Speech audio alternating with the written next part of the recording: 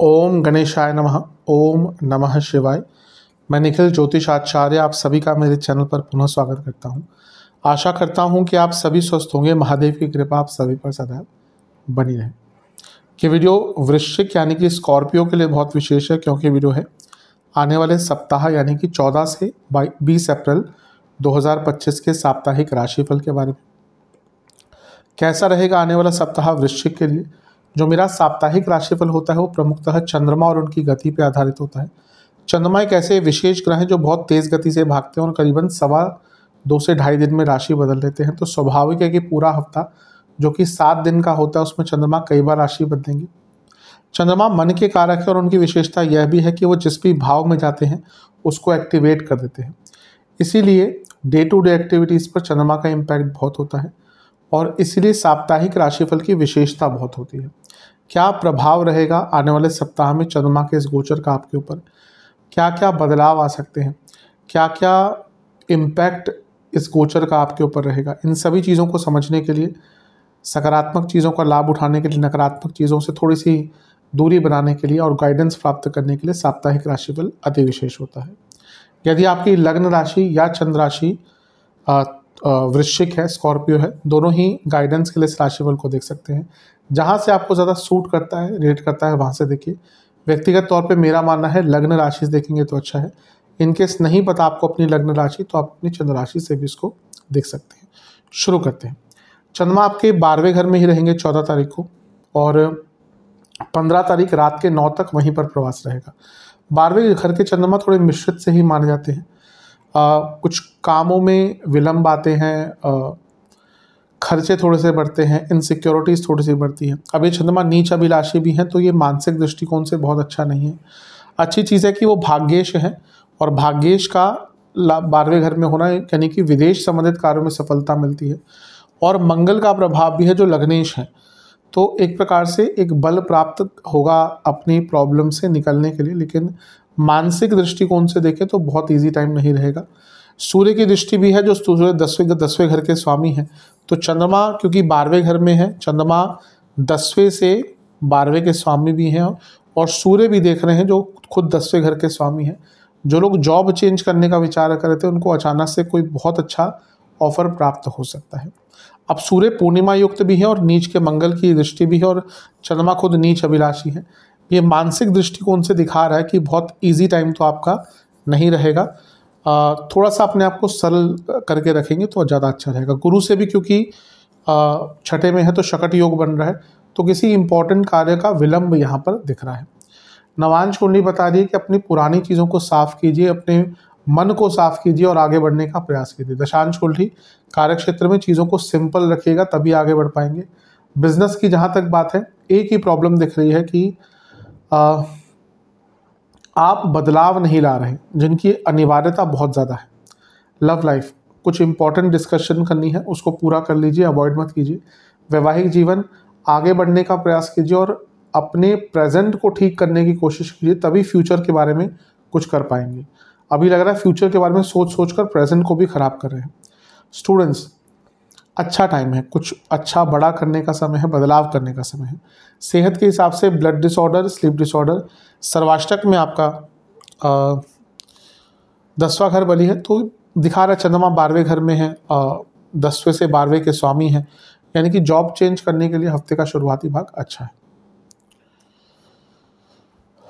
15 तारीख रात के 9 बजे के आसपास चंद्रमा राशि बदलेंगे और आपके लग्न में ही आके बैठ जाएंगे। चंद्रमा नीच के हो जाएंगे वृश्चिक में और 18 तारीख सुबह के 9 तक यहीं पड़ेंगे। चंद्रमा का लग्न भाव में आना एक प्रकार से अच्छा ही माना जाता है।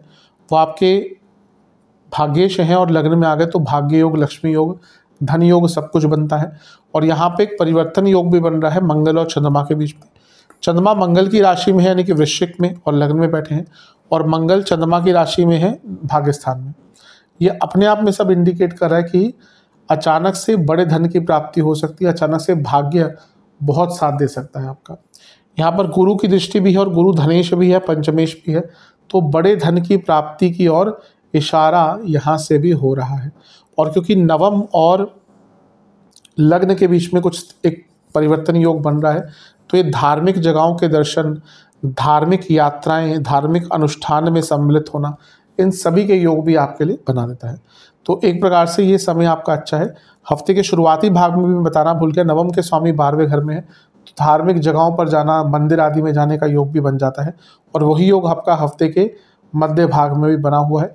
बस ओवर थिंकिंग नहीं करनी, कंपैरिजंस नहीं करने, जो आपके पास है उनसे खुश रहने का प्रयत्न करना है और निंदनीय नहीं होना, इन सब चीज़ों पर कंट्रोल कीजिएगा।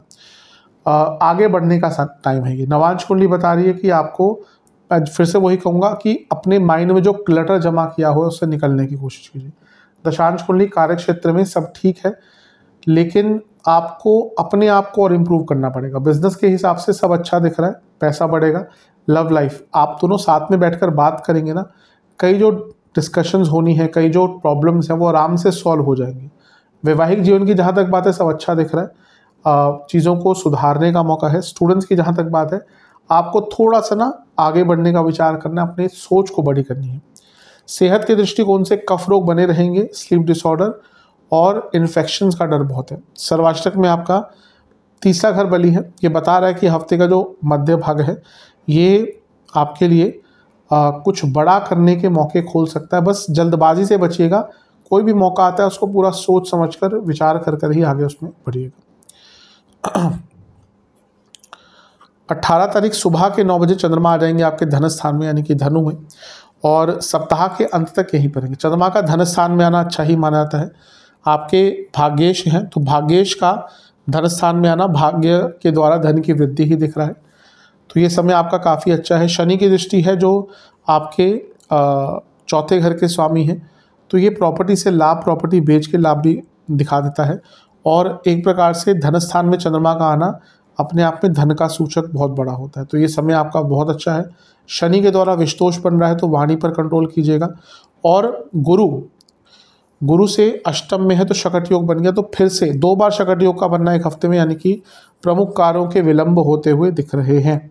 इसलिए अपने कार्यों के मैनेजमेंट पर, अपने टाइम मैनेजमेंट पर बहुत ज़्यादा ध्यान देने की आवश्यकता है आपको। वाणी पर कंट्रोल रखिएगा, क्योंकि ऐसी चीज़ें कुछ बोल सकते हैं जिसका फिर बुरा प्रभाव रहेगा। नवांश कुंडली बता रही है कि सब कुछ ठीक है, बस वाणी पर कंट्रोल कर लीजिएगा, बहुत चीज़ें कंट्रोल हो जाएंगी। दशांश कुंडली कार्य क्षेत्र में बहुत बिजी रहने वाले, लेकिन अच्छा काम कर पाएंगे। बिजनेस के हिसाब से मैं एक ही चीज़ कहूँगा कि शांत रहिए, बहुत जल्दी और इम्पल्सिव होकर निर्णय लेते हैं और फिर बुरा प्रभाव होता है। लव लाइफ, एक ही प्रॉब्लम दिख रही है लव लाइफ में कि आप चीज़ों को ना वैल्यू नहीं कर रहे। जो भी है, जो भी टाइम आप एक दूसरे के साथ बिताते हैं, एक दूसरे को समझना है, साथ है एक दूसरे का, उसको वैल्यू कीजिए। वैवाहिक जीवन बहुत ज़्यादा कंट्रोलिंग मत बनिएगा, बुरा प्रभाव रहेगा। स्टूडेंट्स की जहाँ तक बात है, आपको थोड़ी सपोर्ट की आवश्यकता ऐसा दिख रहा है, थोड़ा सपोर्ट मिल जाएगा तो और भी अच्छा करेंगे, तो ऐसा सपोर्ट थोड़ा ढूंढने का प्रयास कीजिएगा। सेहत के हिसाब से पेट के रोग, इन्फेक्शंस, दांतों के रोग तंग करेंगे। सर्वाष्टक में आपका 12वां घर बली है, जो लोग विदेश से संबंधित कुछ भी काम करते हैं उनको यहाँ पर बहुत बड़ा लाभ कोई प्राप्त हो सकता है। उपाय के स्वरूप में आपको हनुमान चालीसा का 2 बार पाठ करना है और बजरंग बली को लड्डुओं का भोग लगाना है। आशा करता हूँ कि वीडियो आपके काम आएगी। चैनल पर अगर आप नए हैं सब्सक्राइब कर लीजिए, वीडियो को लाइक कर लीजिए। मिलता हूँ आप सभी से अगले वीडियो में, तब तक के लिए ओम नमः शिवाय।